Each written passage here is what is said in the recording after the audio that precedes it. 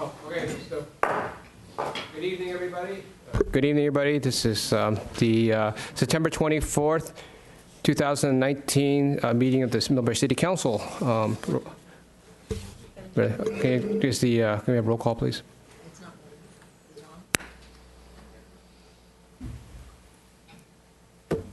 I motioned it. Annie?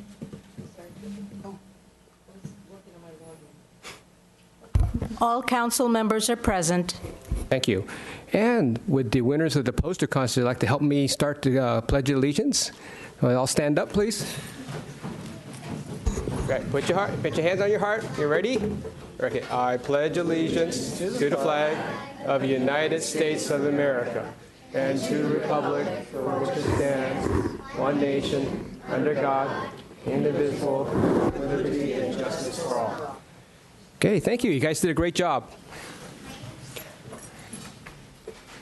All right, we have a very important event that's coming up in November, and it's something that was started by Rico Medina.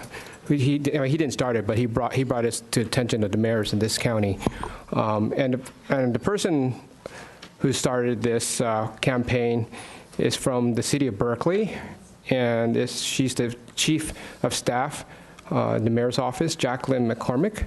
And Jacqueline, would you do the honor in presenting this campaign? Sure.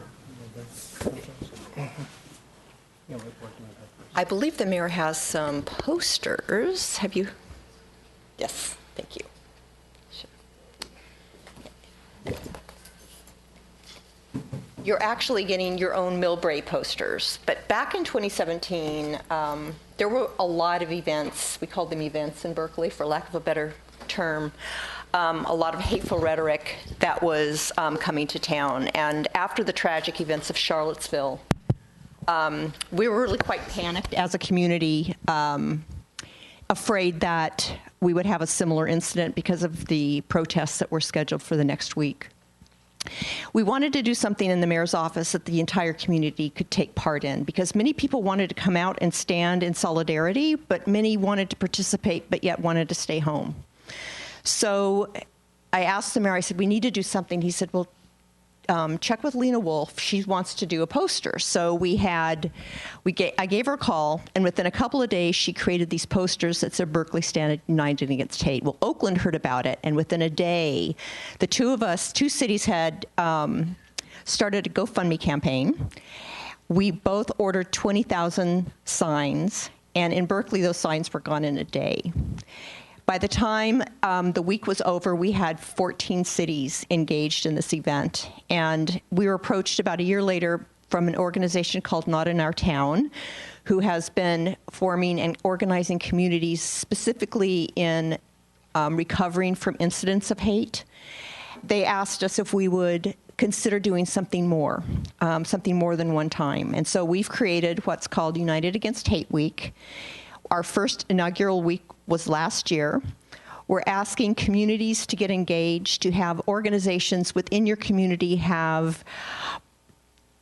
could have vigils, you could have a film showing. We provide you with all sorts of information of ideas that you can do for the week.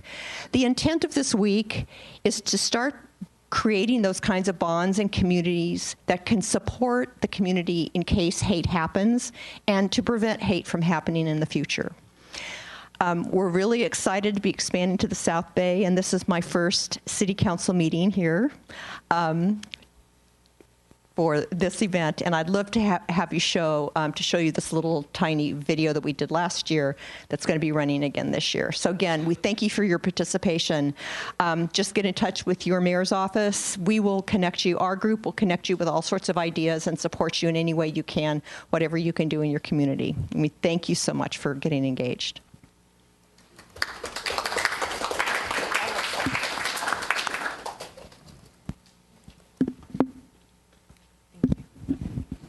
Stranger told my mom is who go back to where she came from. People are victimized and oppressed because of who they are and what they look like. Muslim Americans being targeted, Latinos, our synagogues. We've seen a rise in hate crimes. I've witnessed how things have changed. Growing up as an LGBT kid in the Midwest, I faced homophobia at an early age. I often feel unsafe, and I'm sure there are other people who feel unsafe around me, and that makes me sad. No one should be killed because of the color of their skin. No one should feel uncomfortable leaving their home. If I'm not safe, you're not safe. We have to stand up for each other. Whether it's calling it, reporting, being a witness. Standing on the sidelines is not an option. Come together with other Bay Area communities. And say that we protect you in our town and that you're welcome here. We stand united against hate. Join us for a week of action as we stand united against hate. Learn about local action at unitedagainsthateweek.org.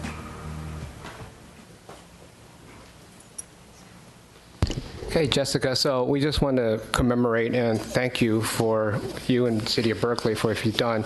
The City Council has issued this proclamation recognizing Unite Against Hate. And we really, as a city, are very diverse, and the communities that we're very diverse. Myself, the city of Millbrae, the city of Burlingame, city of San Bruno has spearheaded this program for San Mateo County, and other cities are signing on. I just got an email from Hillsborough, and we're very excited about doing this campaign. And we really think it's a time for us to come together, especially with all the violence that's going on, the shootings and the bullying. We really need to bring attention to those people who are being affected and are on the sidelines and being silent. We need to protect. We need to show that freedom has the best way to have freedom is to protect each other and show that we really care. So and hate is not the answer. So I think everybody are allowed to have their opinions and should be able to express their opinions freely, but we have to recognize that there is a cost and that there is civility too, and civility is very important in the society that we live in, especially for our children and future generations. So again, Jessica, thank you for doing this. Thank you for spearheading. Thank you for coming all the way from Berkeley. I know you had a council meeting, so we just want to just recognize this, and also you'll be happy to know that the San Mateo County are all signing on to including the county itself. Great. Thank you. So.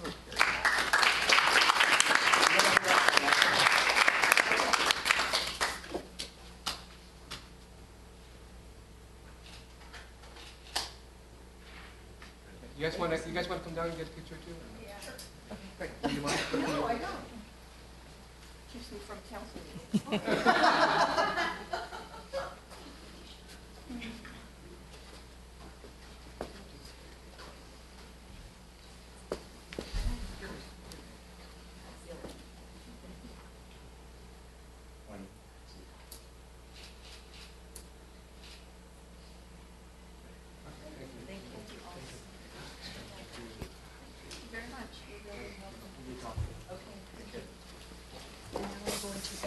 Yes, please. No worries. No worries. Our council meetings are a little bit rapid. Okay, safe drive home. All right, next on the agenda is the accommodations for the winners of the Bike Rodeo Art Contest. Yay! And instrumental in organizing the Bike Rodeo was Councilwoman Ann Schneider, so I'm going to ask her to help me present these certificates. Can I say something first? We have the top winners, but we had many students. All of them were fantastic. I thank all the schools, all the parents and students for participating. And we're going to have a new poster contest coming up for the November 16th Disaster Preparedness Day. So we're just getting the news out to your teachers. So artists everywhere, keep that in mind. All right, so when I call your name, can you come up here with your parents and stand by me and just stay here until I get everybody up here. I'll take one group picture. This is good? Yeah, perfect. Okay, so we have Abigail Lesmana. Okay, hi, Abigail.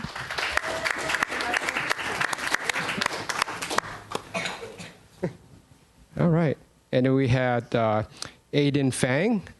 Oh, you're going to pull everybody up. Okay. I'm not going to mention the schools.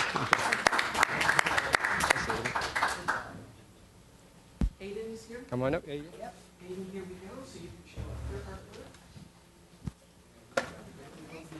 So Aiden, everybody can see. Can we get the sheriff to come up here too?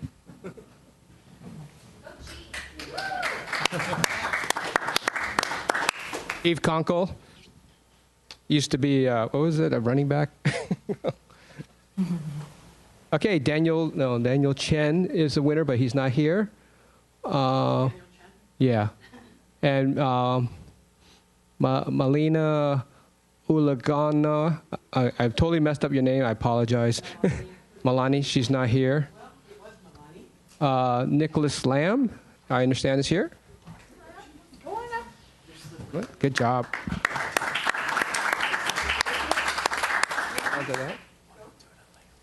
Sherry Du's not here. Yuka Ira. And Logan Duong is not here, but we will make sure they get their certificates and accommodations. Anybody wants to come on and get pictures, come on down.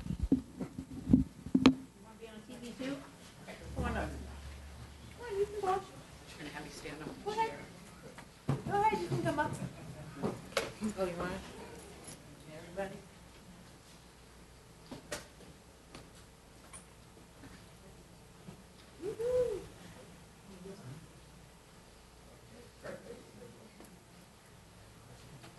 One, two, three.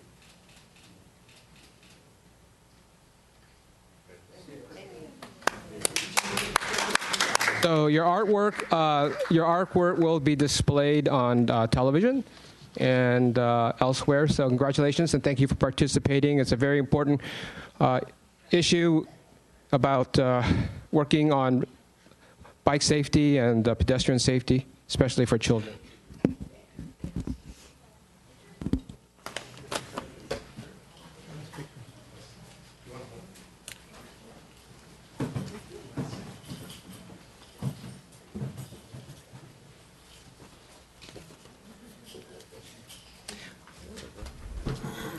I would only add, while the mayor is working on the next project, that all of our winners did receive a gift card to Target, I believe, and hopefully they had a good time spending it over the summer. And again, as I said, the next theme for the poster contest for our schools will be disaster preparedness. So put your thinking caps on. All right. Next presentation is to the, it is October is Fire Prevention Month, so we have our Fire Chief, Fire Marshal Christine Reed, who's just started this position. Congratulations. Come on up. Yeah. And we have our Chief of the Fire Department, Central County Fire, Chief Kennemeyer. Thank you, Chief.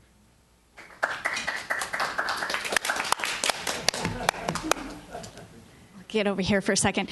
Thank you all very much for your continued support of Fire Prevention Month. It allows us to recognize not only October, but all year round to be fire safe.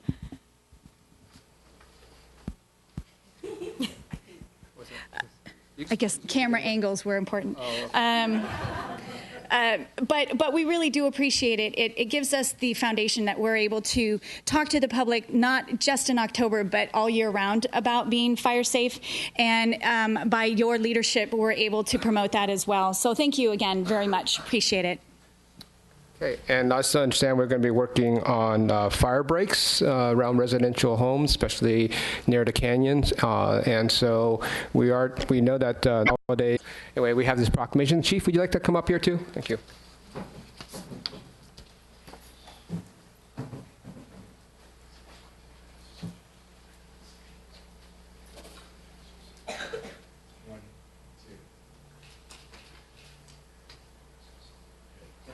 Thank you.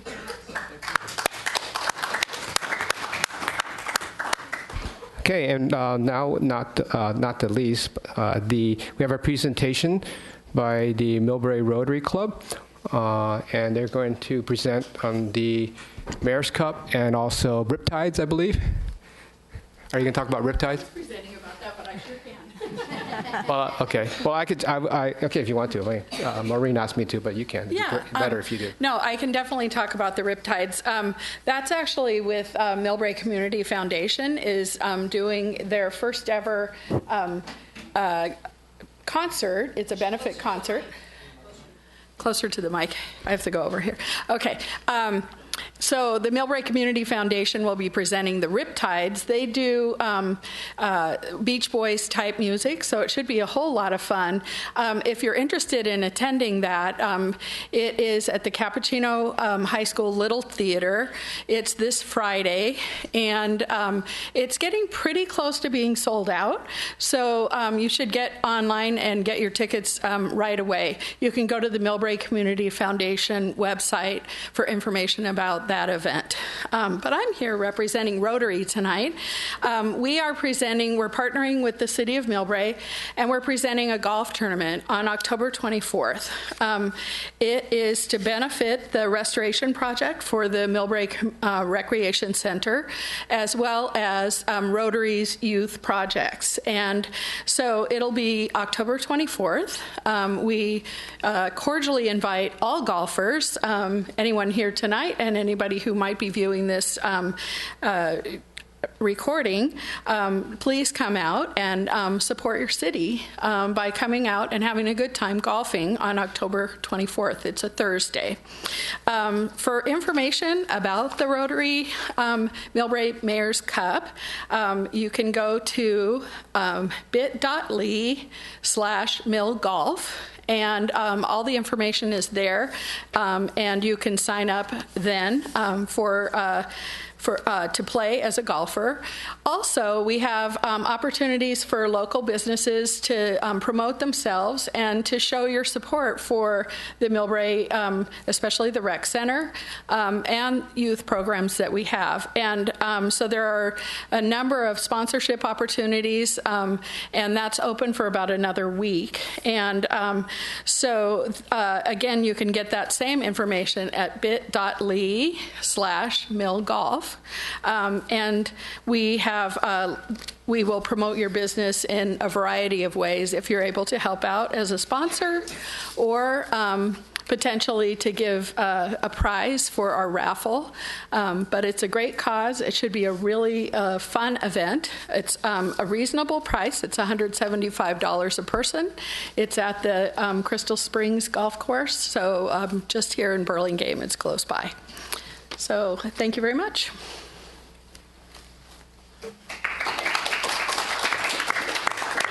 Thank you for that, and thank you for making the announcement about the Riptide for the Community Foundation. Appreciate it. 2 for 1. You're going to help the community, yes. Hey, so don't forget, you should try to, don't wait till the last minute to sign up, because you want to get your own foursome, and it's going to be a nice day, and the money's going to go to the Recreation Center. And in that respect, I'd like to also thank the Lions Club, too. They also did a golf tournament just recently to raise money for the community center. So now we're on to the agenda overview. City Manager Tom Williams. Thank you. Good evening, Mayor, members of the City Council. Tom Williams, City Manager. So real quick, just to update the council and the community on things that have been happening and are happening. Tomorrow, Wednesday, September 25th, we will have Millbrae SunShare Solar and Electric Vehicle Workshop at the library. It starts at 7 p.m., so residents can come learn about solar and driving and purchase and acquisition of electric vehicles. So that's tomorrow, 7 p.m. at the Millbrae Library.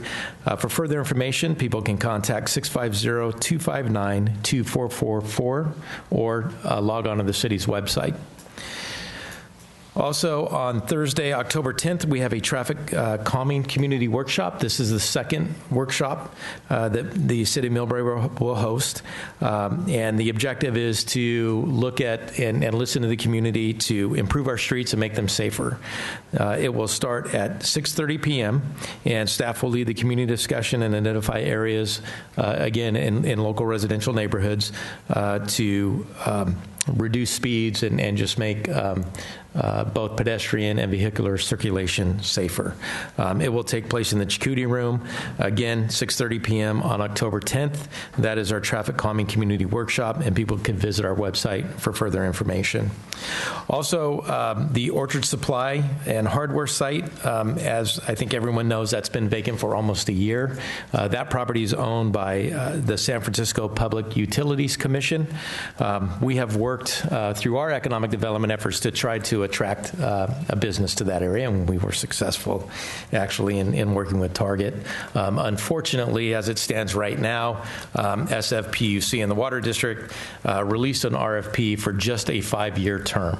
And so 5-year term to occupy the Orchard building.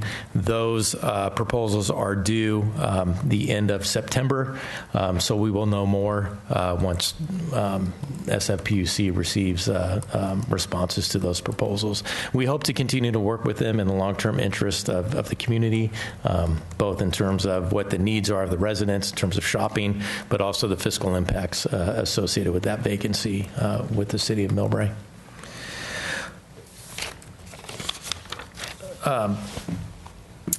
Also, last week, we honored several Public Works employees. We recognized them. There were actually 5 Public Works employees and crew members for their heroic actions in saving a bicyclist, actually, that was hit by a vehicle. That was on August 26th. The crew members were Hector Camacho, Vincent Massetti, Kevin Matlock, Evan Ramirez, and Bradley Rosinski. So we had an event that we recognized their efforts and gave them accommodations.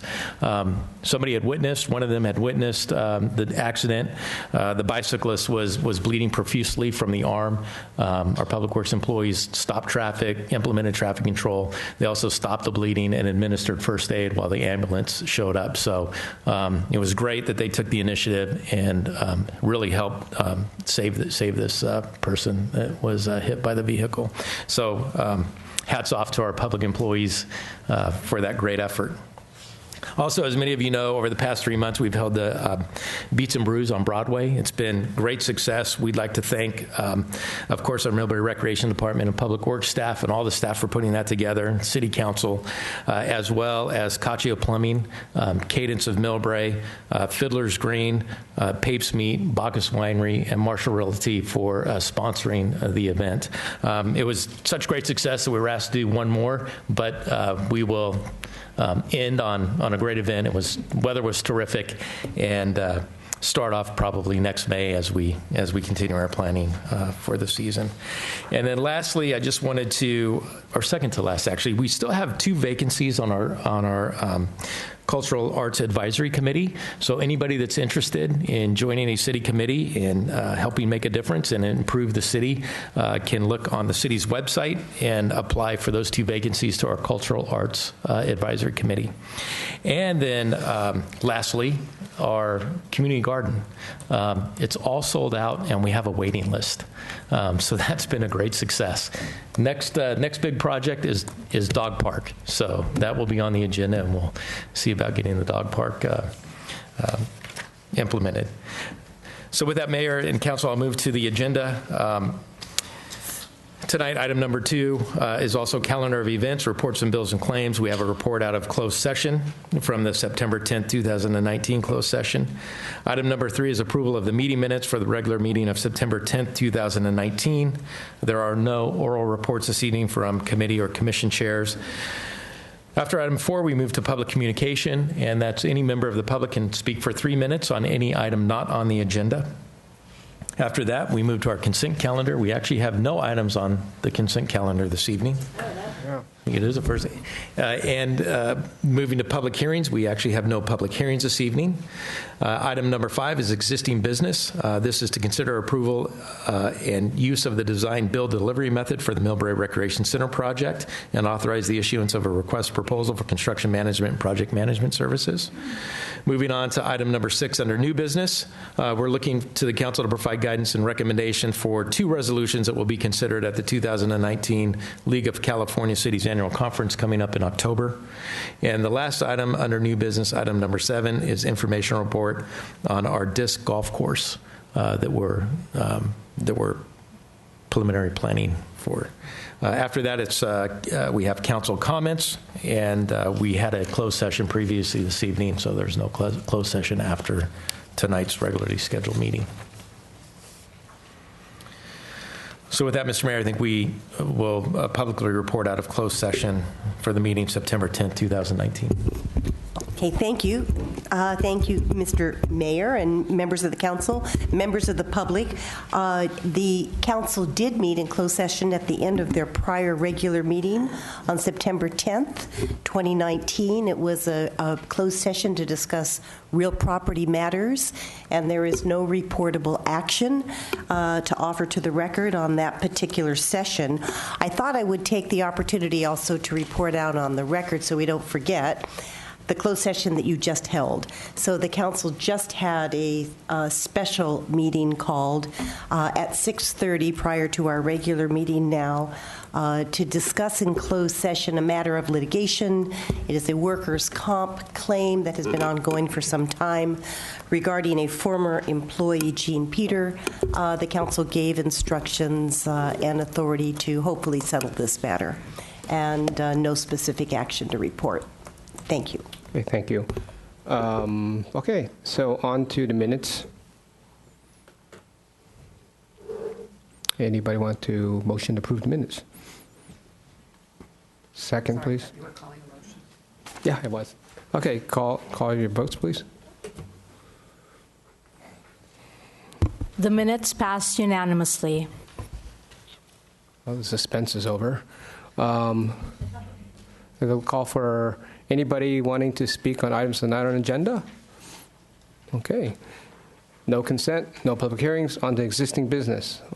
So we're going to talk about the approval of the use of design, build, delivery method for the Millbrae Recreation Center project and authorize issuance of request for proposal for construction management, project management services to support the project. Thank you, Mr. Mayor, members of the City Council. As Mr. Key Lim, our Public Works Director, makes his way up to the podium for the presentation, I would, this is a situation that the city's been working on for quite some time. Due to cost increases in the city's budget, we have to think differently on how we can deliver this project, still maintaining the timeline and still within our funding capacity, which is right around $30 million. So some of the cost estimates that we received recently after the 30% schematic drawings range from $34.5 million to $37 million. So we have looked at and done our due diligence and are recommending this evening moving the project to a design build, as you'll hear this evening. But in summary, the most important thing is this will allow us to get to bid in early 2020, probably spring of 2020. The reason why that's important is the longer we wait, given the escalation of costs, 7 to 10% a year in the Bay Area, this will stop the hemorrhaging of cost escalation and will allow us to actually, get a bid, lock that bid in, and still maintain the schedule for opening in early 2022. So with that, Mr. Key Lim, our Public Works Director, has a few announcements, and then we'll have the lion's share of the presentation from our attorney. Good evening, Mr. Mayor, member of the Millbrae City Council, Key Lim, Public Works Director. At the last council meeting on September 10, 2019, the City Council received an update and approved the schematic design. And as we all know, the current estimate stands at about $35 million, and we have a existing budget of $30 million. So we form a working group with the city attorney's office and the city manager's office, try to figure out how can we deliver the project at $30 million. And also at an accelerated schedule. So one of the concepts that we all collectively came up with was maybe changing the design bid build delivery method and maybe look at the design build delivery method. So to our numerous meeting discussion, we think it is a very feasible and very doable ideas, and we might be able and likely able to deliver the project at $30 million at a much earlier schedule. So with that, we engage Hanson Bridget, especially Mr. David Garrick. He is an expert in design build contract, and Mr. Garrick has been helping the city throughout the years, at least the last 10 years that I've known him, on numerous construction projects, and he's an expert in public works project, construction law. So with that, we'd like to invite Mr. Garrick up to the podium and give us a quick, maybe a 10 minutes, 15 minutes, little course on design build, and then we'll open it up for questions.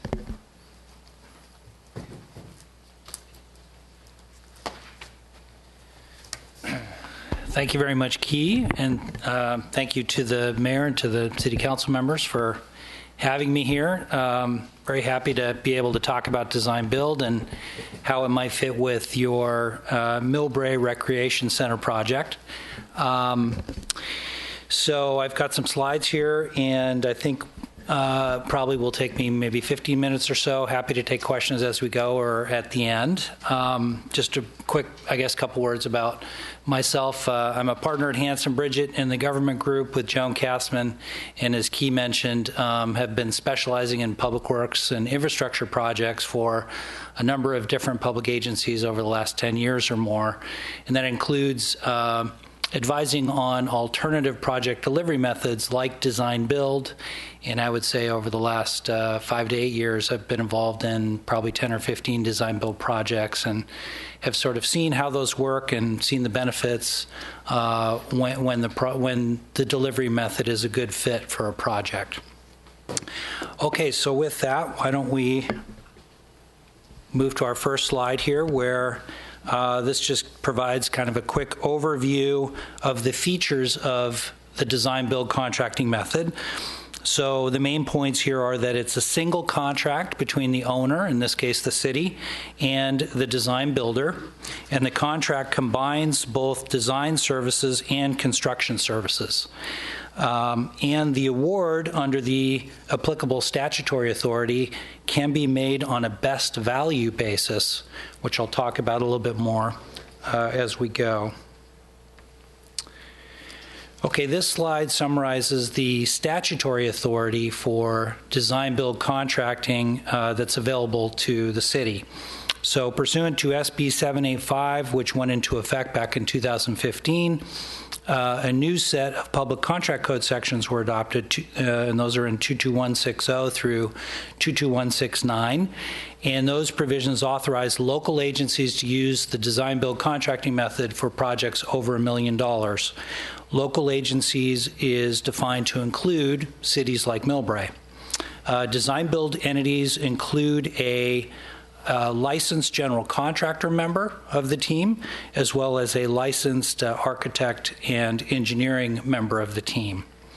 So the best value selection process, as I mentioned, that term is defined in those statutes as follows: evaluation of objective criteria that relate to the price, features, function, life cycle costs, experience, and past performance.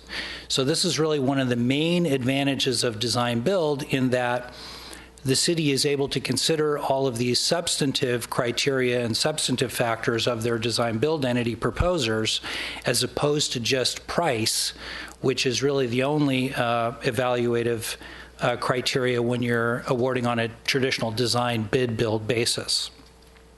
Also, under the statutes, the procurement approach is a two-step process, the first step being an RFQ to either pre-qualify or shortlist your pool of design build entities, followed then by an RFP process. So we'll go into a little bit more detail here on step one of the procurement process. That's the pre-qualification. Actually, under the statutes, it's possible for the city to either shortlist or pre-qualify design build entities based on their qualifications. Those qualifications can include the firm's experience, team member experience, references, financial strength, and legal track record. And there are some required elements that should be included in an RFQ, which I've listed here in the sub-bullets, but maybe we'll skip over, just in the interest of time. And really the suggested goal from my perspective in the RFQ process is to develop a short list of 3 design build entities with experience and comfort with the design-build contracting approach. If you have 3 qualified design-build entities at the end of the RFQ process, you're doing well. The conventional wisdom is more than 3 is probably too much. Less than 3 is maybe not enough competition. So after the RFQ process, it's the second stage of the procurement, and that's the RFP process. And the RFP is then issued to either the shortlisted or the pre-qualified design-build entities. The RFP should include a number of attachments to the RFP document, which I list here, which we'll also skip over. The statutes allow the city to interview the design-build entities in conjunction with the evaluation of their proposals. This actually, in my view, is a very useful step in the evaluation process. In the interviews, you can see how the design-build team members interact with each other, whether they interact well, whether they are comfortable with each other, or whether they've just met each other at the airport for the first time. Also, you get a sense for how they interact with you as the owner agency, and what it will be like over the course of the project. Also, the statutes would allow for the submission of alternate design concepts with the proposals that are submitted by the design-build entities, and that can be a benefit because the design-build entities frequently will have creative ideas about how the project can be done slightly differently, to be delivered faster, or to save money, and you can ask for those types of suggestions even up front in the proposal process. So the selection criteria have to include the following 3 criteria that are mandated by statute: price, technical design and construction expertise, and also life cycle costs over 15 years or more. But the statutes are also flexible enough to allow the city to add whatever other evaluation criteria they want to that particular procurement, and the city is also free to assign the weighting of those criteria in whatever way they want. So as you can see, there's quite a bit of flexibility in how the evaluation process is structured, which can be very useful because you can tailor it to your particular project. And as I mentioned, the award on a best value basis is one of the key values of this approach.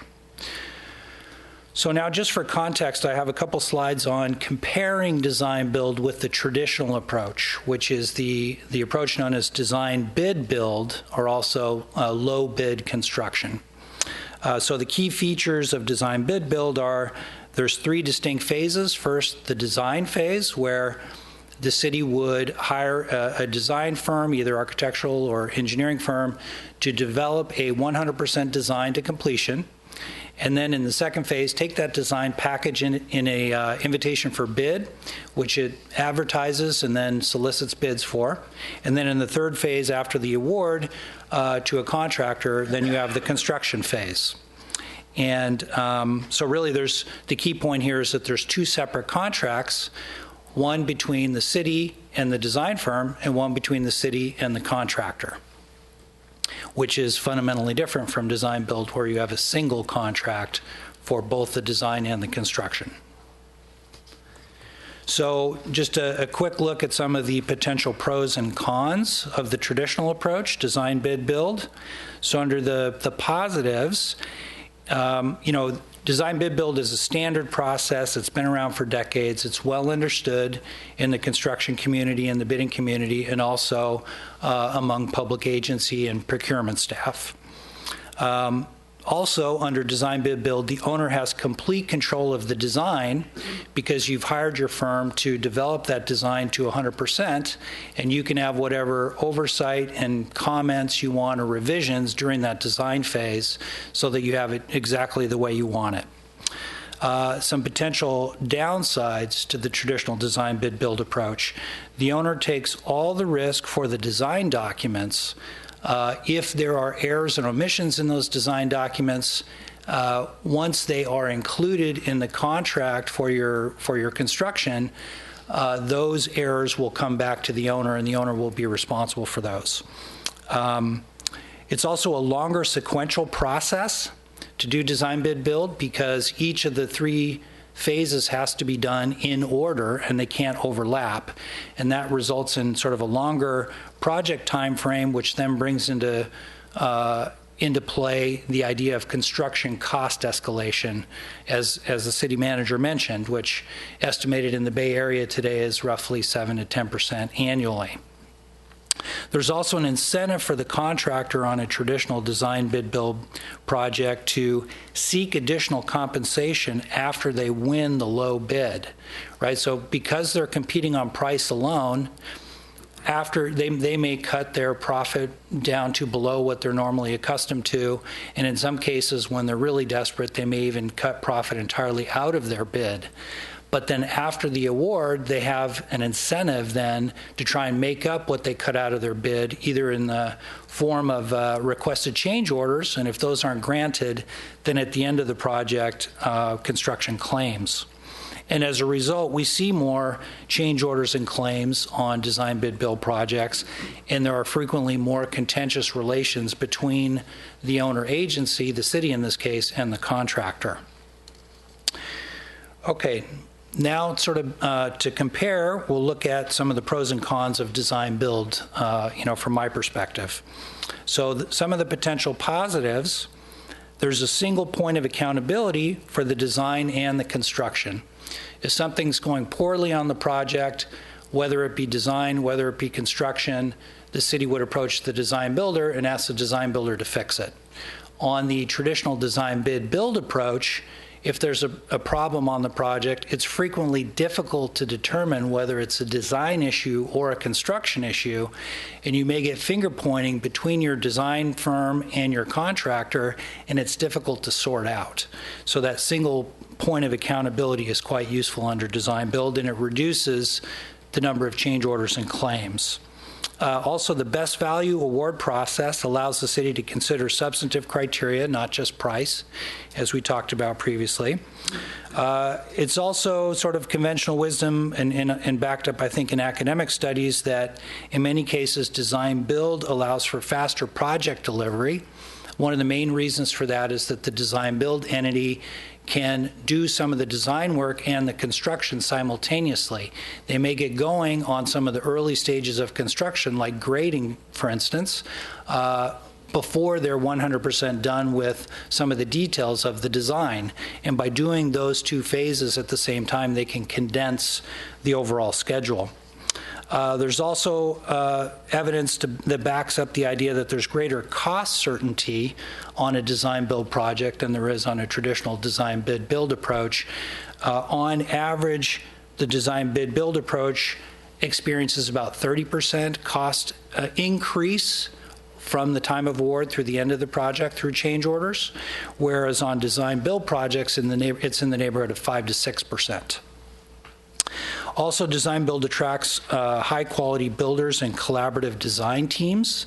So you're getting sort of a higher level, more sophisticated type of contractor on your design build project than generally you would on your design bid build projects.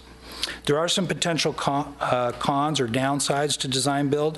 One of them is that the city would have some loss of control over the design details. So one of the approaches in design build is to turn over the responsibility for completion of the design to your design builder and allow them to implement creativity, flexibility for what the final design looks like, provided it meets all the design parameters that you set for them, but they have some of the final say on some of the details. Also, the initial designer that worked on the bridge design of the project can't propose for the final design build project. Okay, now we'll take a quick look at a schedule comparison as to how this project we think would play out under the existing design bid build approach and under design build. So here you have some dates under the existing approach with design bid build with an estimated grand opening date in July of 2022. And by comparison, under the design build approach, we have an estimated grand opening date of February 2022, which is a shortening of the schedule by about 6 months. And again, that brings into play the idea that there will be 6 months less of construction cost escalation that the project would have to deal with and that the proposer would have to bake into their price. Here's some keys to success from my perspective for design build projects. I recommend shortlisting design builders as opposed to pre-qualifying them. I think 3 is the ideal shortlist number. I think it's important to obtain project management and construction management assistance early in the process to help with the procurement and also to help manage the project. City might want to consider paying a stipend for proposals depending on the complexity of the proposals that are submitted. That will frequently get the more sophisticated and more sought-after contractors to be interested in your project if they know that some of their time and effort will be offset by a stipend. The city will want to carefully define the RFP requirements and the selection criteria so that it fits with your project. City will also want to balance the responsibility and the risk for the project in the contract language between the city and the design builder. And also, we recommend disclosing the project budget and the schedule, what those expectations are in the RFP so that your design build entities have a reasonable sense of what they're shooting for on the project. So on this slide, we have some local examples of agencies that have implemented design build. Under the first subheading, these are agencies that recently tried design build for the first time, and I was involved in a number of these projects, and some of them are complete, some of them are underway, but they're all viewed as being successful so far. Under the second subheading here, these are examples of projects in the area that changed from the design bid build approach to design build after the commencement of the design services, which is what we are contemplating here with the Millbrae Recreation Center project. Okay, final slide. This is some bullet points of City Council actions that would be required over the course of the project if you chose to go with the design build approach. The only one really that's relevant tonight is the first one, and that is that we are asking the council to consider to approve the use of design build for the Millbrae Recreation Center project, and this action is required in Public Contract Code section 22162. So that's the end of my presentation. Be happy to answer any questions if there are any, or turn it back over to Key. Councilwoman Snyder. Okay, I've got a couple of questions here. The design details, can you tell me an example? So, for example, if you looked at our current project, does that mean they would change the materials used on the front? Would it change the location of rooms? What does design details really mean? I'll take a crack at it. So what we're contemplating, and this is really the traditional approach to design build, is to start from a bridge design, we're calling it, which at this point is a 30% schematic design. And we'll be sharing that with the design build proposers in the RFP. And whoever then is awarded that contract, their task will be to take the 30% design and complete it to 100% and then build it. And in development of the RFP and the agreement, it will be important for the city to specify exactly which components of that schematic design and what additional components of the building that are fixed, that the city absolutely must have in terms of the square footage, in terms of how many rooms, in terms of what the bathrooms look like, in terms of the type of windows, how many basketball hoops, whatnot. Whatever is a sort of a fixed design criteria should be specified as such in the RFP. And everything else that's not specified then is left to the design builder to fill in. So if there's details like window coverings or the type of doorknobs or the exterior materials, whether it's stucco or wood or something else, those are items that the design builder then can apply their own preferences to and flexibility to, and some of those decisions may bring the cost down for them for the overall project and also improve the schedule. Key, do you want to add anything?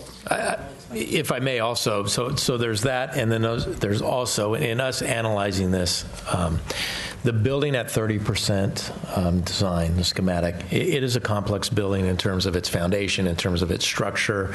We believe, and Keith, correct me if I'm wrong, that there could be significant savings in looking at maintaining the aesthetics as approved by the council, maintaining the square footage, which I think is extremely important for the community, and maintaining the visual appearance, but also looking at ways to eliminate the high cost of the foundation and the structural design.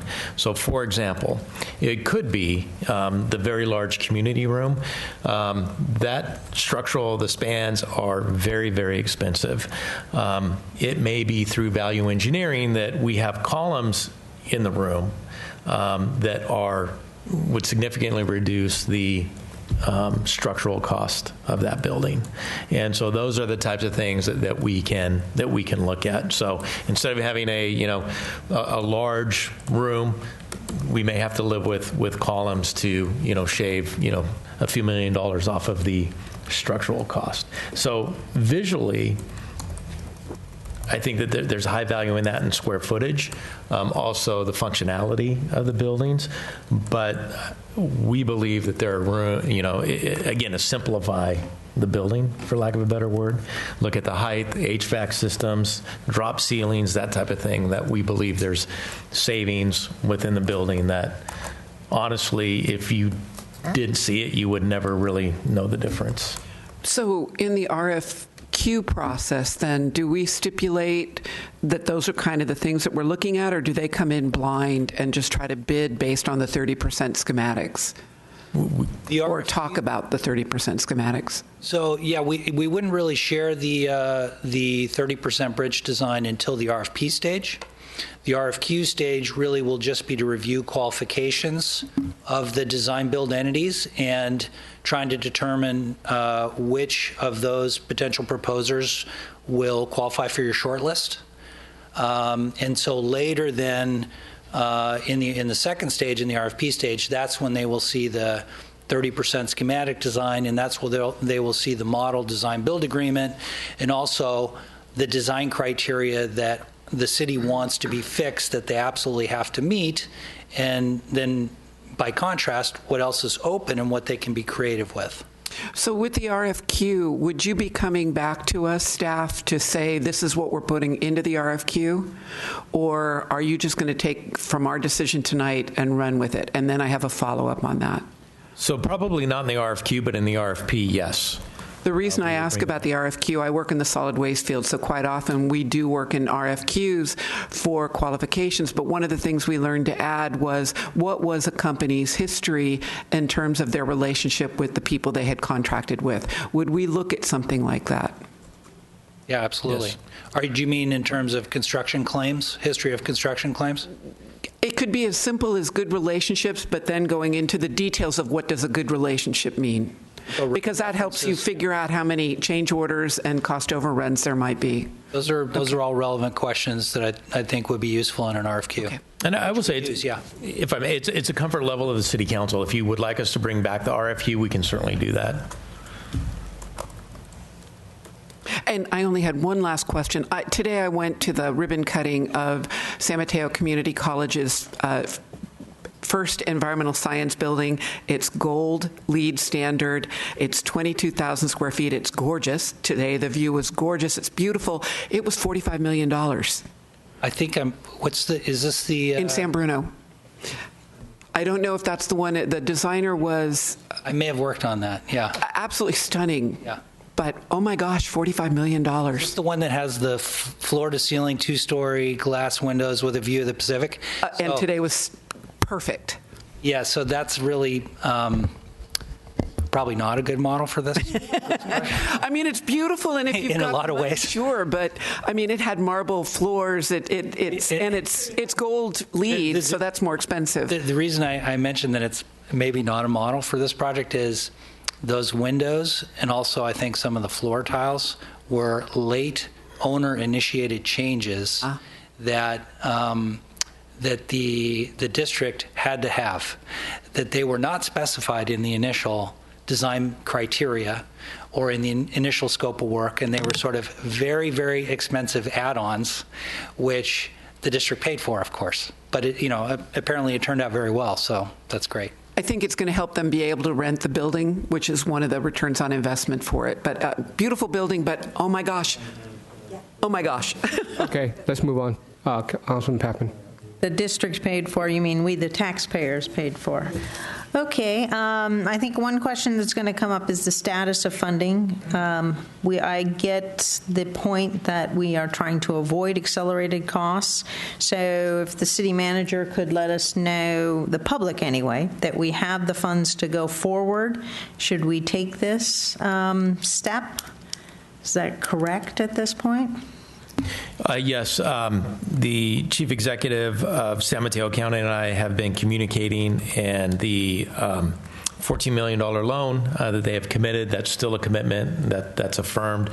We're looking at there are some legal constraints in terms of our debt capacity. We're working with city attorney on that, and at worst case, it may be a lease back option, but we can work through that. We're confident we can work through that. So, yes, I think $30 million based on our funding plan as we scrape everything together that we possibly can, we can get there.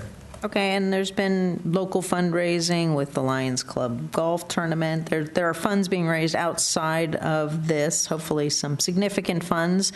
Some of the council members have committed to going out and getting as well. Let's see here. I firmly believe in a project labor agreement to move things along smoothly. I think that would probably be the consensus of this council. But I can't speak for everyone. It really makes things more efficient, more qualified workers, and that's our whole goal here, is getting this done without and avoiding all the accelerated costs moving forward. So I hope we can go down that path. I agree with you on the short list.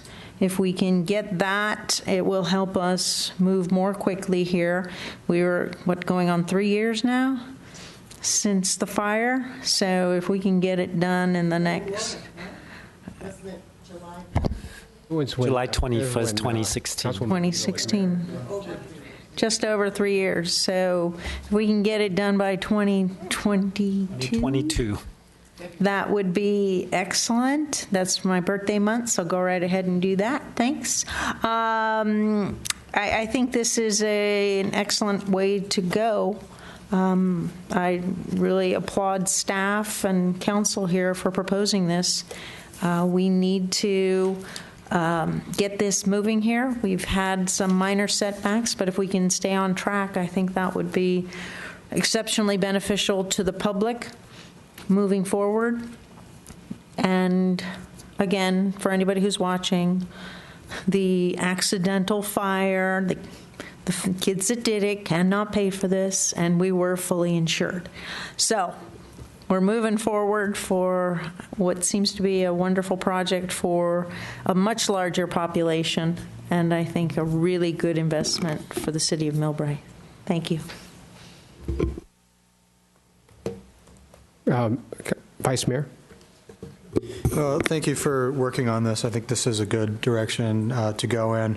You know, when we were talking about Measure II last year, we were very consistent with the messaging about a $30 million budget, and lo and behold, it's crept up now to 34.5. So I think, you know, once we get to the RFP process, I think we need to be, you know, very clear about the project budget. Obviously, there are other criteria to consider, but to be very clear about the $30 million. I'm likely in the minority here, but once we get to that point, we may want to take another look at the roof design if that's a potential, if we don't have that many other ways to stay within budget, because we're, you know, the $30 million, it's really scraping everything together. That's not, you know, a slush fund that we have. So really any more than that, we have to find some way to pay for it. It's not going to be through a bond at this point. So just my 2 cents, and thank you, and look forward to the next steps on this. Councilwoman Leva?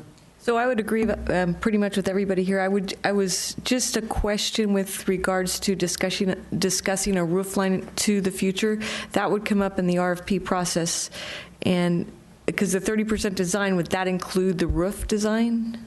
So those schematic designs are what the council approved with the project, with the lantern design, yes, with the roof design. So I would caution council that if we do make those changes, those are change orders, and that comes with a cost as well. Well, the beauty about design build is they would not be change orders until we sign. Okay. Right. So you include it in the RFP, right? So include. Correct. Yes. So we can. So I believe that there will be discussion and seeking direction from the council when it comes to the time of developing the RFP. Yeah. At that point, we'll also be closer to maybe some other cost estimates for the project and have a sense of how much we will have to try to reduce to meet, by next spring, what we think is a $30 million project, because costs do keep going up. So at that point, you can determine whether the roof and the way it's aligned is important enough to you that it's included as an element in the RFP, or whether you're willing to look at alternatives. Forgive me, but we really have nothing to lose by accepting this try. Right. Well, I think there is a certain risk, as pointed out. So it's this question if the staff can stay on top of it, and I have full confidence in staff will stay on top of it. And change orders later on will be right. difficult. But by looking at the RFP, we have nothing to lose at this point. Right. Councilwoman Schneider. I'm trying to think of all the public buildings I've been in over the last 6 months, some of which were designed by Group 4, so they have a very similar look, and at least one has that sloped roof with no beams and no columns in it, and it gives you a big open space, but it's going to cost more. That's my understanding what you're saying, City Manager, because there's nothing holding it up in the middle. You've got to build a stronger structure. By allowing the fact that we may have to have columns, we're bringing that cost down. So to me, I compare it to the new community center remodel in Mountain View versus the really lovely community center that Portola Valley built that has columns actually made out of trees in it. So there could be some very creative changes in there that actually add to that organic feeling. Without changing the roof line, since I'm rather fond of the roof line. I think Millbrae deserves a statement, and we're going to bring it in on cost. I think we said that, yeah. Yeah. Okay, so do we have a motion? Do we have any other questions? Actually, one other couple items I'd like to highlight tonight also, other than what we discussed about changing project delivery method from design bid build to design build. We also want to let the council know that we are going to be issuing a request for proposal, or RFP, for construction management, project management shortly. We've been working with Dave on the document, so we should have that ready very shortly. And a couple of the staff commitment I want to highlight tonight is that we are not changing the building square footage. We are keeping that at 25,900 square feet, and we are going to try to do our best to maintain a project budget of $30 million and keep a grand opening to spring of 2022. And also any of the design changes aesthetically on the exterior, we are prepared to bring them back to the council for review and update, and we are more than happy to come back to council on a quarterly basis to provide project update to you during the construction period. Yeah, a few things on that, though, so we don't get ahead of the council. One is tonight's action is to comply with the law, number one, and number two, we're looking for the council's recommendation to move forward with a RFP for construction management services. Once we have that RFP and we hire a firm, which the council will actually make that decision, then we'll come back working with that team to put value in terms of the design. What are those things that, maybe it's the roof line, it's the facade, whatever it may be, square footage of the building. Have that discussion, then formulate, release the RFP. RFQ, select the qualified teams, and then move to the RFP. But I want the council to know you'll be involved in every step of the way. As a matter of fact, I would like to, put monthly, just every month we have this item on the agenda, and we can address, here's where we are with the timeline, here's the steps in the process, this is what we're doing, this is where we are with budget, timeline, and here are the next steps in the next month. So you're part of this team every step of the way, and you know what we know when we know it. And I think that's extremely important for a successful project. As we bring forward the construction management, in my experiences, and maybe people may or may not get sticker shock with that cost, we do have $4.4 million in soft costs. We believe that we can come in easily on that budget, but a quality construction management team really makes a difference on if this is successful or not. And it will actually make the difference for us to be successful and stay within budget and within our time. Vice Mayor. So the construction management team would assist us through the RFP process, and then also through the actual construction once that occurs? Yes. Right. Okay. And if I may, so there are construction companies that just do design build. So there are teams already, the construction company, civil engineer, architect, their whole team, all they do is go after design build. So, as was mentioned, if we do get somebody that says, it's a construction company, and oh, by the way, we're just meeting coming off the airplane to go to the Millbrae interview, that's not who we're looking for. We're looking for that team that has experience, that has a track record, that has done this, that has worked together successfully as a team. Just to refresh confidence. My memory and the public who might be watching, the $4.4 million in soft costs covers what? So that covers the expenditures to date on the conceptual design through the 30% drawings or schematic drawings, and then to complete the construction drawings to build the building, which in design build, that introduces a very efficient and cost-effective process. Thank you. Councilman Pappen? Maybe to speed things along or keep it local, can we reach out to the building trades locally? I'm sure Mr. Rue Gomez would be more than happy to answer some calls and maybe offer up some companies that can assist. Yep, and that's going to be... So if I may look to get started, maybe the Government Code 1090 discussion, which in terms of reaching out and all that, just to make sure that we would not get into a 1090 issue. I think we just want the notice to go out then to make sure that our local representatives get them as well. So we don't want, correct me if I'm wrong, we don't want to... picking anybody, we just...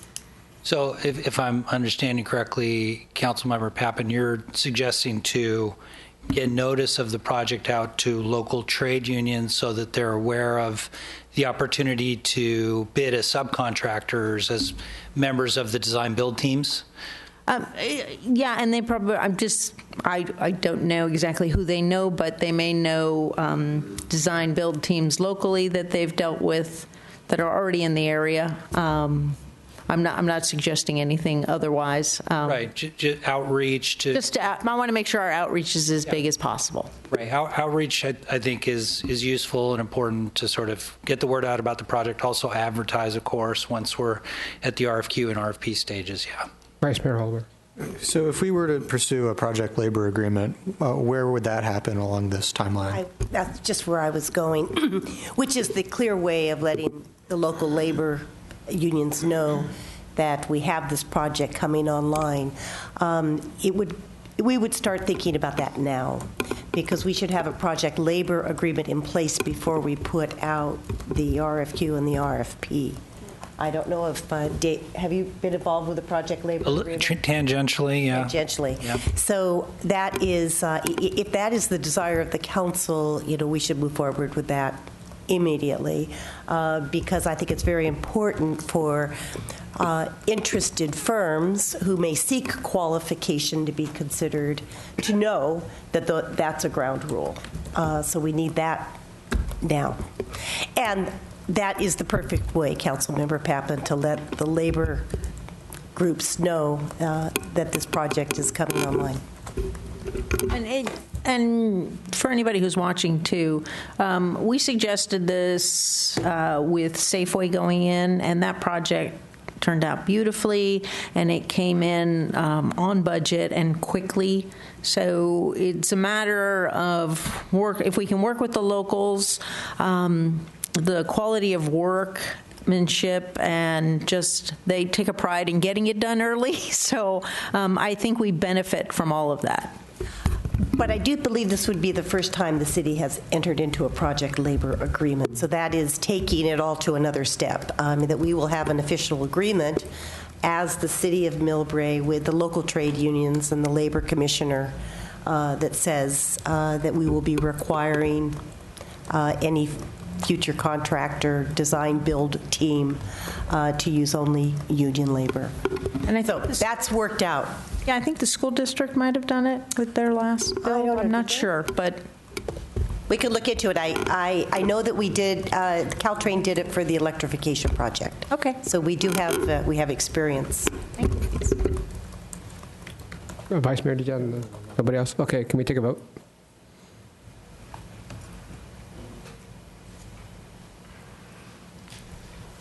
The item passed unanimously. Okay, great. Thank you very much. Appreciate your presentation. Okay, item number 6, guidance recommendation for resolution being considered at 2019 League of Cities Conference. So, discussion. Anybody? There's 2 resolutions, I believe, on the League of Cities. So I think we're looking at the council's guidance on how you'd like the delegates to vote. Resolution 1, regulating underground conversion overhead utilities. I know Councilwoman Pappin's a big component of that.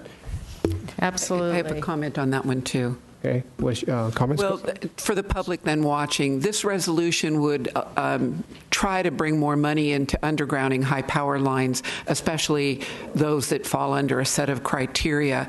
Just because we're entering into high fire season, just for Millbrae's awareness, we have high power lines on our east side and our west side running right along 280. And it would be, and one of the PG&E high concern areas of concern is the land between Pacifica and Millbrae. They don't put it that way. They say the land east of Pacifica because of high winds. So I personally would support this resolution. It doesn't mean that the money is going to become available because it's hundreds of millions of dollars short for what is needed, but it could eventually get these high power lines underground. And it could eventually help all of us, all of the cities along 280 where these high power lines run right along the top of the hill. Councilwoman Pappin. Yeah, the safety issues are primary function here. And if anybody notes, too, along 101 here by the airport, if there is any sort of a plane disaster, the first thing they're going to hit before Millbrae is actually the high-powered wires. So I see no reason why this shouldn't become a concerted effort, and PG&E and other electrical companies really need to start to make this happen sooner rather than later.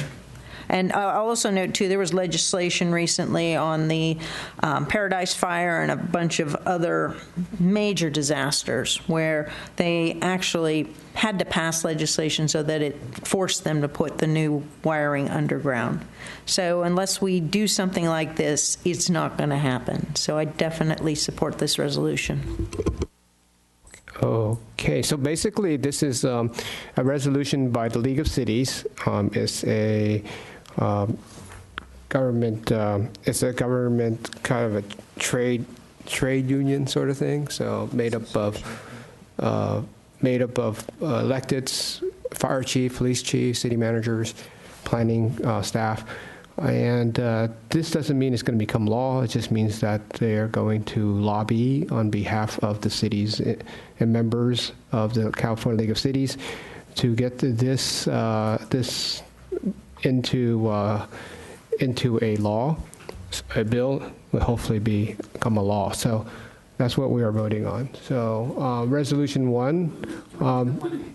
Let's do it one at a time. So resolution 1. I don't know, we need a vote. Do we just kind of like nod our heads or what?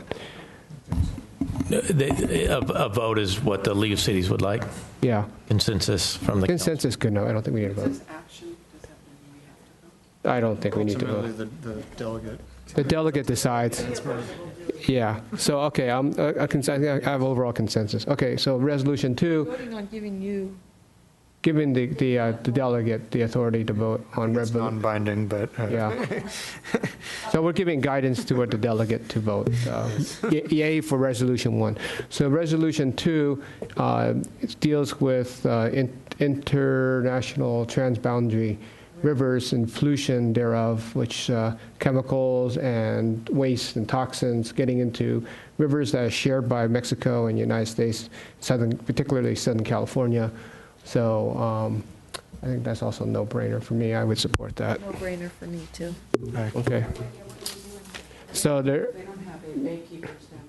trying to address the pollution that's going on our shared borders. I'm trying to remove that. There's a major sewer outflow just on the southern border into Mexico that flows into the Pacific Ocean. And based on the currents, it comes up through the coastline down in southern San Diego County. So this resolution is just to move forward federal and state agencies to address this impact. And it looks like, sorry, through the chair, the National Association of Counties and the U.S. Conference of Mayors have both enacted resolutions in support of this as well. All right, so do we have support, everybody? Yes. Okay, good. Yes. All right, good. All right, let's move on to item 7.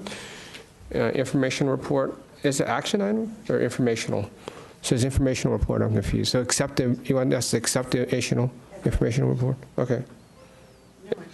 It says action, so are we accepting a informational report? So it was just an informational report. The action is an incorrect, it's a typo on the agenda. Okay, fine. I apologize. We do have a presentation. It's hey, let's go. At the desire of the council. So I'd like to introduce Mackenzie Brady, our Recreation Director.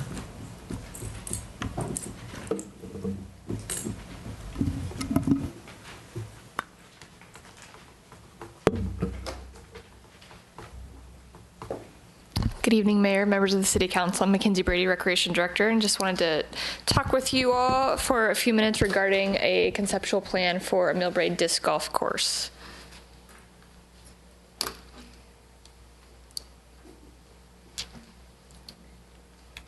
So just going through here, we will discuss the history of this project, what disc golf is, who can play, benefits of having disc golf, the potential site locations.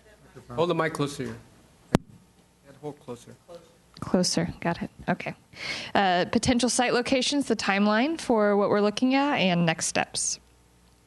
So in the spring of 2019, the Rotary Club came to city staff and wanted to work on a project via grant funding with the staff. And so staff identified possibility of a disc golf course along the spur trail to help encourage greater use of the spur trail and get more recreational activity for community members.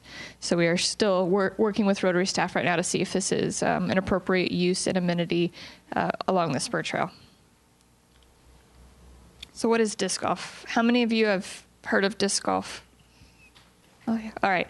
Sometimes it's called frisbee golf as well, but that's a brand name. It's a disc that's somewhere in the range of 175 grams to about 185 grams that is thrown into a cage with chains hanging down it. And there's different types of cages, baskets that have different amounts of chains within them. So some catch the disc better than others. But the goal is the same. It's just like traditional golf, completing the course in the fewest number of shots. Who can play? All ages and ability levels, which is great. So it's fantastic for intergenerational play, getting children to engage with seniors, families out there playing, as well as people with different ability levels as well.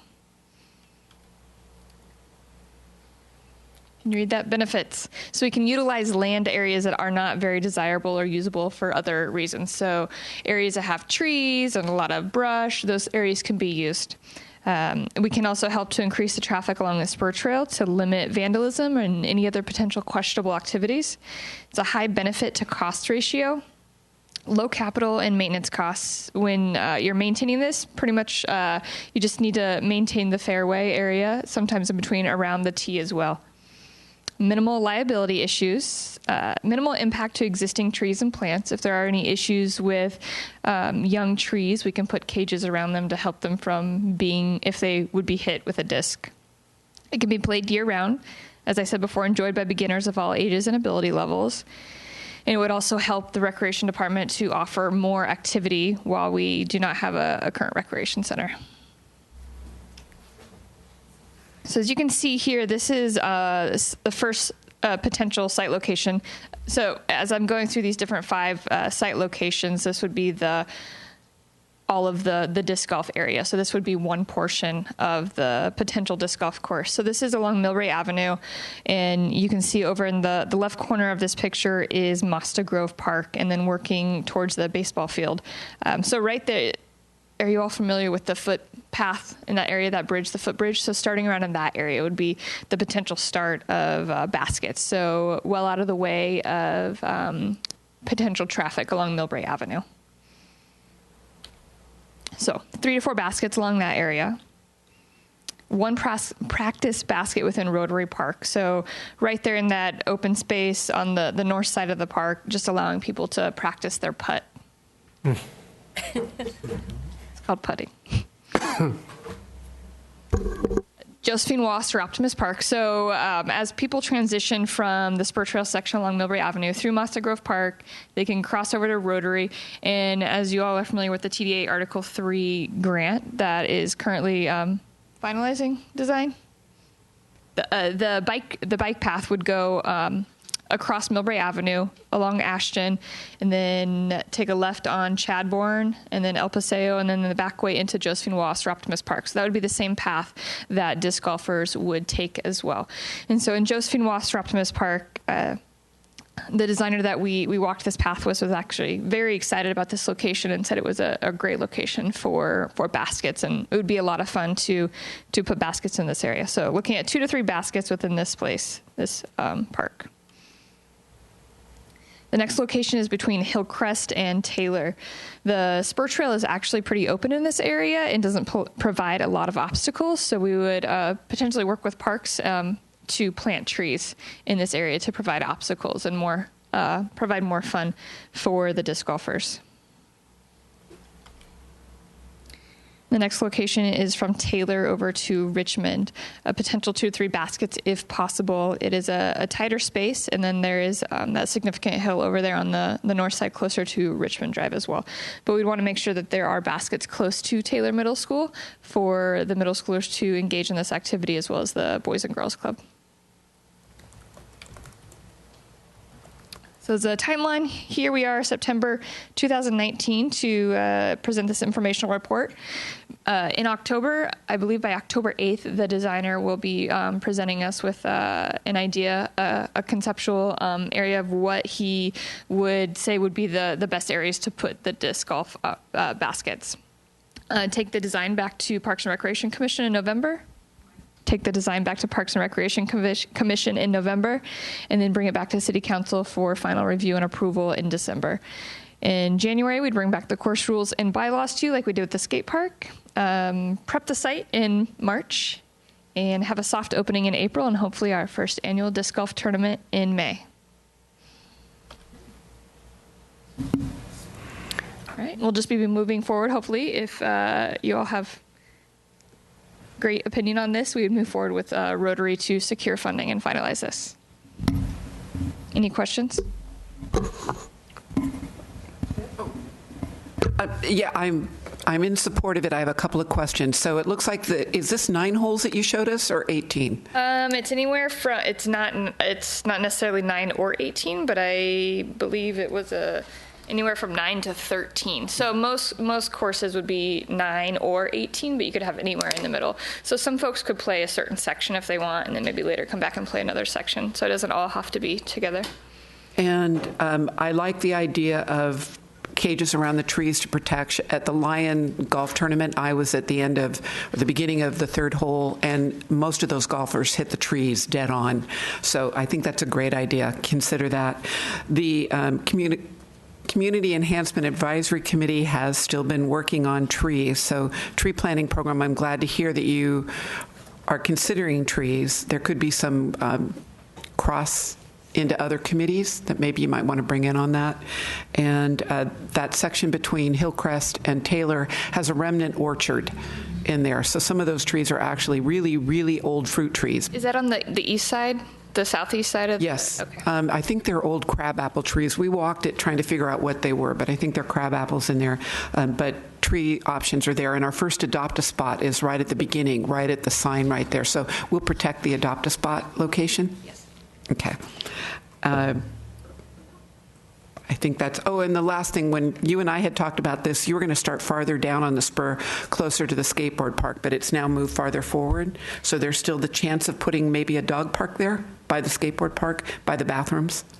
Correct. I think that would be the potential location for a dog park. Okay, great. Councilwoman Oliva? You bring your own disc? So you could definitely bring your own discs, or we could have them at the Recreation Center for folks to rent as well. So where do you buy these discs? I will have to get back to you on that. Okay. Vice Mayor Holder. So what is the approximate size of each hole area, or the distance that the disc has to be thrown from the tee to the hole? Right. So with the space that the spur trail would provide, it would be probably about 100 feet. So a beginner's course. So from the tee to the basket is about 100 feet. So actually a pretty short distance. There might be some longer ones, but that was what the designer was speaking about. And would there be like a path that they would walk along, or would they just walk along the spur trail, or just through the, whatever that is, tan bark that's out there? Correct. So in the beginning, there would be a sign out there detailing where all of the hole locations are, and there's also different options we could do where there could be a QR code, so somebody could get the QR code and download the map, so to where they could see what the pars are in the distance and where it would go. We could definitely have signage. The baskets have T signs on them, so we could also have individual sponsor specific tees, so that there could be an actual sign up there and it could say where the next hole is. It's also still very conceptual. And there wouldn't be any holes where they have to throw the disc across the spur trail through potential pedestrian traffic, right? Correct. Okay, would all be on one side. Depends who throws it. Right, ideally. Okay, and it looks like the Rotary Club is working on grant funding for this project. Correct. Is there an approximate budget at this time, or really not until the concept is? Well, we need to see how many potential holes or baskets that we could have. I believe each of the baskets, if we did the whole package together, 9 holes, it's around $2,700 just for the baskets. Each tee is about another $150. And then it would be an entire assembly team of volunteer force that would come out and help to put this in. So we would utilize public works staff to help out with that as well, to oversee it. But otherwise it would be digging holes and setting the baskets in concrete, and each basket would ideally have 2 different sleeves, to where if one area got worn down, we could move the basket to another location, or it could switch it up to make it more interesting, complicated, fun, easier for the individuals on the course. Okay, great, thank you. So, Mayor, I believe the Rotary Club already has grant funding available for this, so they will be paying for the landscape architect and designer. So there's no cost to the city if we pursue this program. Is that correct? Correct, yes. The Rotary has secured $8,000 in funds for this project. So we will bring that back at a future meeting. I'd be okay if the companies want to advertise on them too, so we help cover some, subsidize some of the cost. Yeah, at this point, we're the designer that we are working with. His name is Leonard Muis, and he actually designed the Golden Gate Park disc golf course. He's designed a number of them in California. Right now, we're seeing the capacity that the spur trail has for how many baskets, and then we'll kind of work backwards to see what we need to fund with that. Maybe you can put some doggy bag containers there too, kind of make it double use. I'll check in with Key about that. And also maybe we're going to have the Vice Mayor or Mayor's Cup, the inauguration of the whole course. The Vice Mayor's Cup? He's going to be mayor anyway, so it's just kind of... It is interesting what we learned, kind of going through this process in preparation for the meeting tonight, that you don't really think of disc golf, but apparently when you build it, people do come. There's a big following. There's a huge following. Don't underestimate it. People come from all over. You obviously didn't go to UC Santa Barbara. Can you play at night? Is it glow-in-the-dark disc? I imagine that there are. I don't think we encourage but our night municipal golfing. ordinance has our parks closed at dark. Too bad. Councilwoman Schneider. If we're going to allow naming rights on signs, do we have a policy or for that? Yes. We have a policy for naming rights on public property? Yep. Correct. Yes, we do. We do? We do have one. It doesn't have a specific dollar amount associated with it, but we do have it. There is an ordinance, yeah. We did this a while ago. Okay, I haven't seen it. Maybe if you could send it out to us. It's perfect timing given the rec center too, given that we want to have donations for whatever on there. So it'd be good to readdress the naming rights. We have one. I believe we did. Yeah, we did. We did. Very detailed. Oh, yeah, very we long. did. Yes, it was painful. Painful. I'd love to see that. Vice Mayor, did you have a comment? Okay, so that's just informational? Yes. Okay, thank you for your presentation. It looks very exciting. Okay, so it's 8:30, and it's down to council comments, and it doesn't mean we have to go to 11, so let's just try to keep it brief, because, all right, so let's start with Councilwoman Pappen. Congratulations to everyone who went to the last movie in the park. It was fabulous. Incredibles 2. What a beautiful evening. And everyone out there. Sadly, we will have to put a limit on the bags of popcorn next time. And there will be a specific cutoff period. Get more yes, but it's still free. And the coastal cleanup was, I think, a spectacular success within the city of Millbrae. All kinds of residents from all ages showed up and cleaned up all over town, including the city manager and vice mayor and I trying to hit El Camino there, which was interesting. Way too many bottle caps and still way too many cigarettes. We definitely need to do a crackdown sometime soon, I hope. Today's National Voter Registration Day.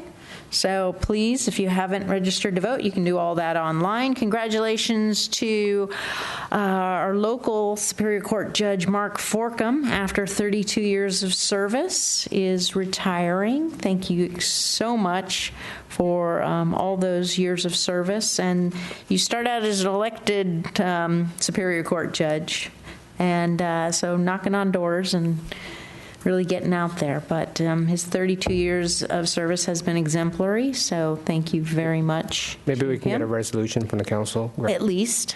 That would be excellent. And tomorrow I'm attending the Metropolitan Transportation Commission, where we will be talking about a lot of funding that somehow San Mateo County did not put in for.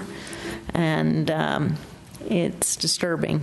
So all kinds of different funding, reallocation of $46 million in one thing. Let's see here, another, some relocation of different money here. Let's see, annual allocation process. There was some extra money left with the, what is it? an allocation of $45 million, Transportation Development Act, State Transit Assistance, Regional Measure 2 funds.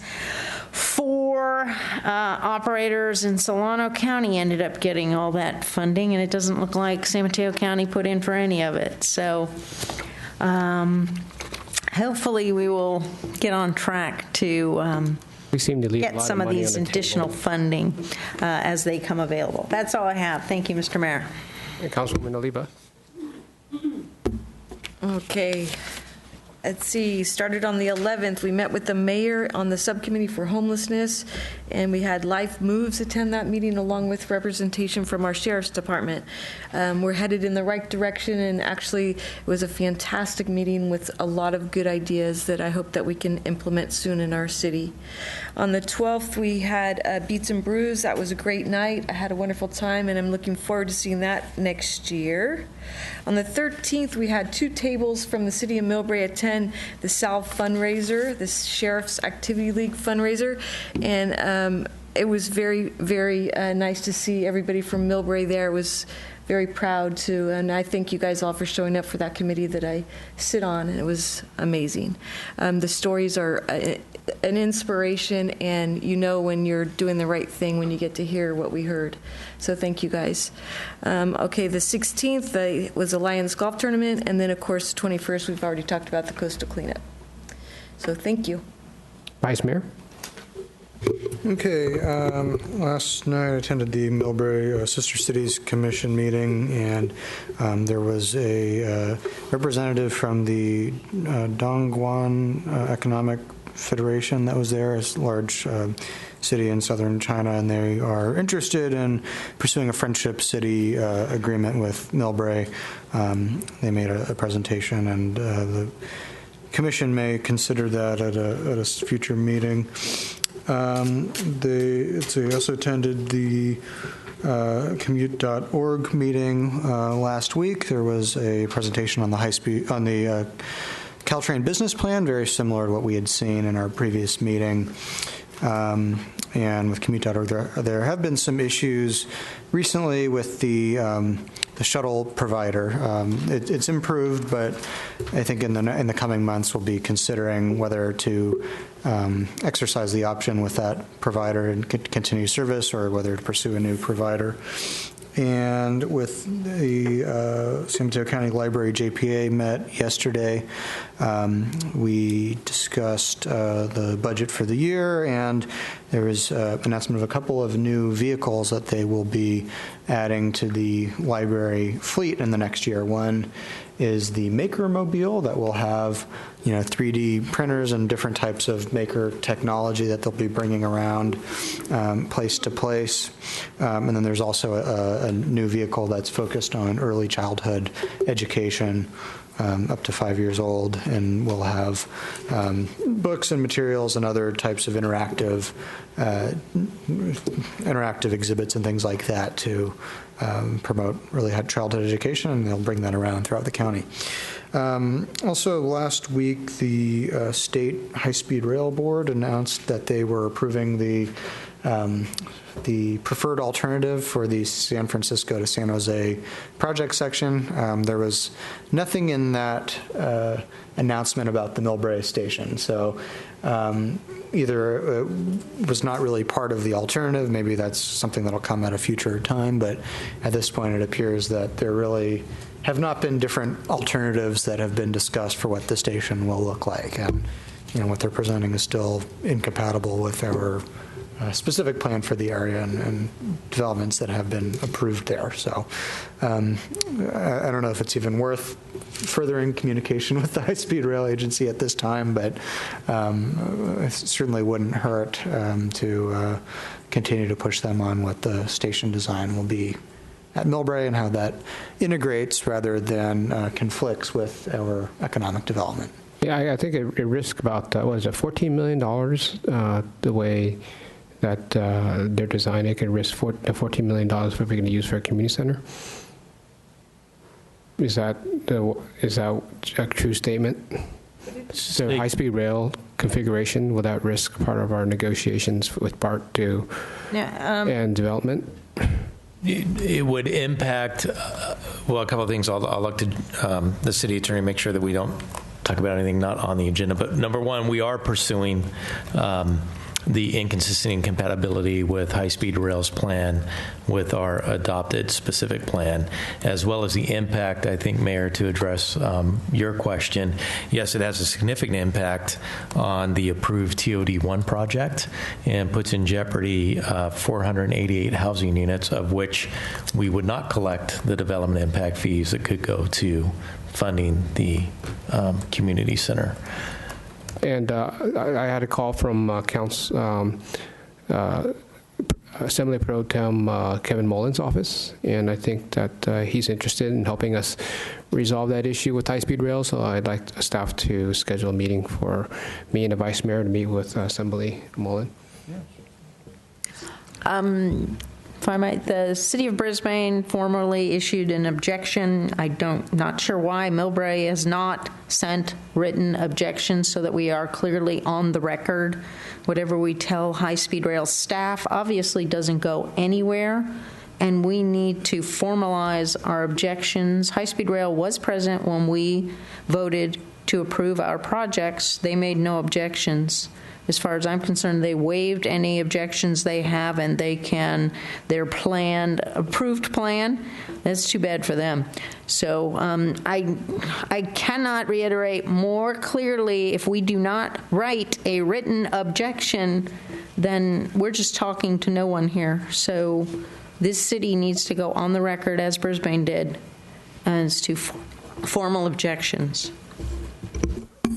So would that get done with the meeting that you've just requested with the Vice Mayor and the Mayor? No. Kevin Mullen's office? No, that'd be... You want to go straight additional?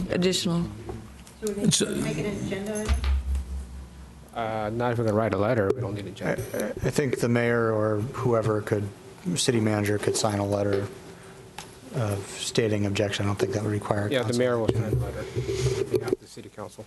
Okay. So, Mr. Mayor, I'll put this in email if I may. We do have a meeting scheduled with both Assembly Member Mullen's office as well as Senator Hill's office. It's a joint meeting. But as a follow-up to that, I will reiterate your request to them. Okay. Anything else, Vice Mayor? No.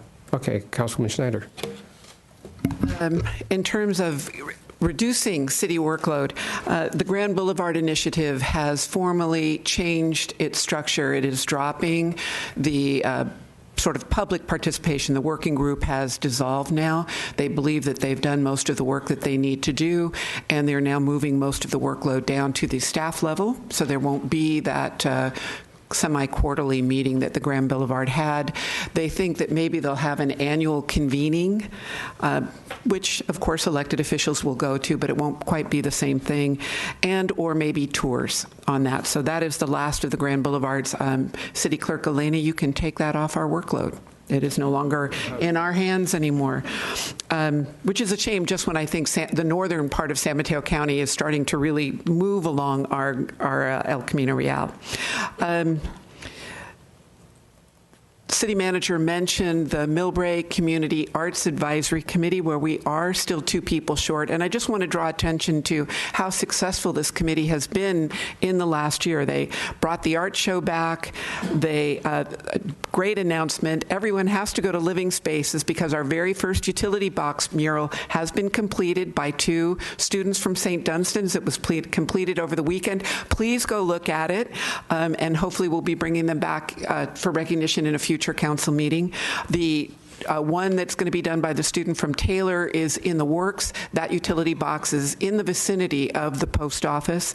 The applications are going out, or the competition is going out to the 2 high schools, Cappuccino and Mills, and to our senior painters.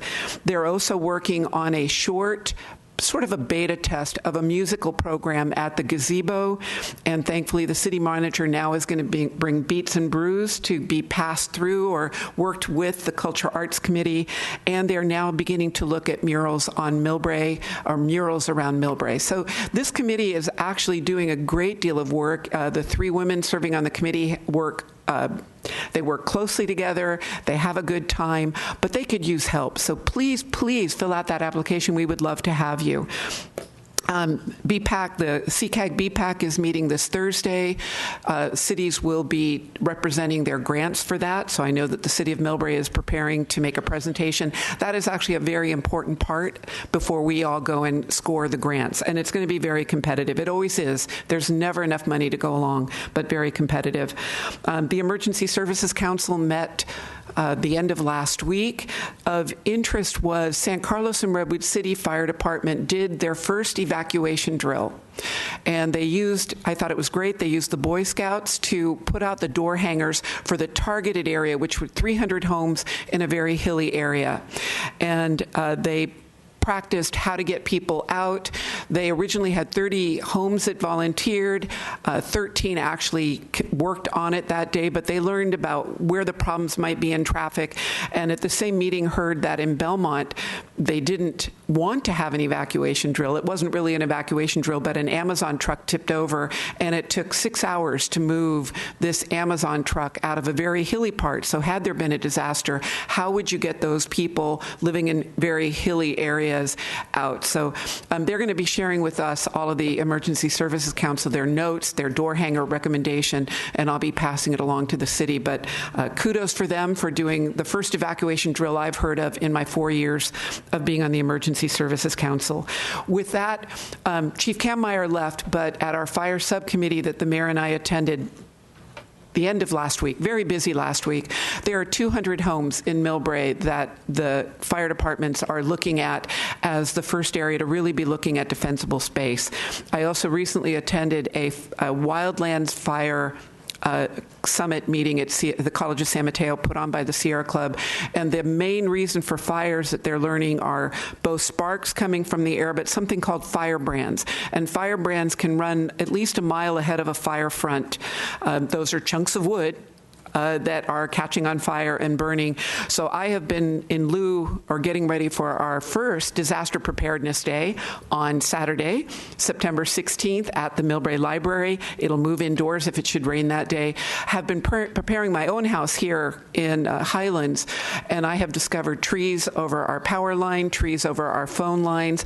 I have a bunch of fence boards that I want to turn into birdhouses right next to the house. All of those need to be moved away.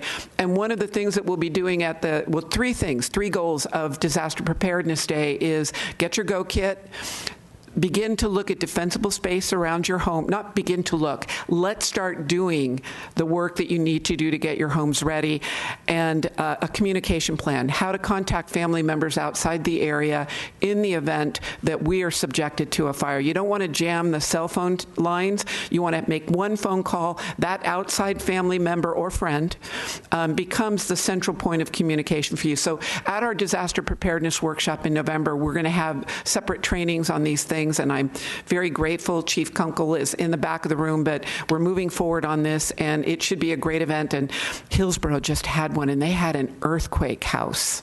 So you get to go in and feel an earthquake. So we're working on seeing if we can get the earthquake house. But please put it on your calendar. With that, the county also had the grand opening of their Regional Operations Center for Disaster. So I got to see where our dispatch staff will sit. For 45 years, they have been living in the basement. So for the first time in 45 years, they are now on the second floor. They get windows. They have beautiful workspaces, and they'll be moving in sometime around October 23rd. With that, the Sea Level Rise Committee, or the Climate Change Committee that the county has been working on, is having its very last meeting before it evolves into a new structure. That's tomorrow morning down in Foster City. They have now broken up into subcommittees. Council members, if you want to serve on any of the subcommittees, I'm on the Fire Preparation Subcommittee for that. And I think that's pretty much everything. Oh, it was a pleasure to get to attend the barbecue that honored our 5 Public Works employees who saved a man's life. So again, kudos to our staff for leaping in and saving someone. It was great to be there. Okay, thank you very much. And just a reminder, the Japanese festival is coming Sunday, October 6th, and I think it starts at 10:30 to 5:30. And let's see, the fire department has also hired another inspector, And thank you for everybody covering everything. I don't have to cover much. So the Peninsula Clean Energy Retreat is this Saturday, starts at 8 o'clock in Woodside, off Woodside Road. And the ABAG approved a methodology for calculating ARENA's number. As the council member Pappin will tell you, it's a pretty flawed system. What did they say about Brisbane again? A coma. Number one on their hit list of providing new housing is Colma. And anybody who's watching knows Colma is basically cemeteries. So it's land. It's not that land rich, right? Yeah. Most of the residents are already taken a lot of the land. Yeah, the residents are there, including 4 San Francisco mayors. Yeah. And I just got this note from Councilwoman Schneider, thank you, to remind you that Relay for Life is this Saturday. Please come by to support Relay for Life. They'll be there Saturday to Sunday morning. Friday night, Saturday and Sunday, and they should be at Central Park, right? Should be Central Park? Where are they? Yes, Shea Center at Taylor Middle School. Okay, stop by the Shea Center. Okay, anything else? Nothing? Good. Let's have a nice evening, everybody. Good night.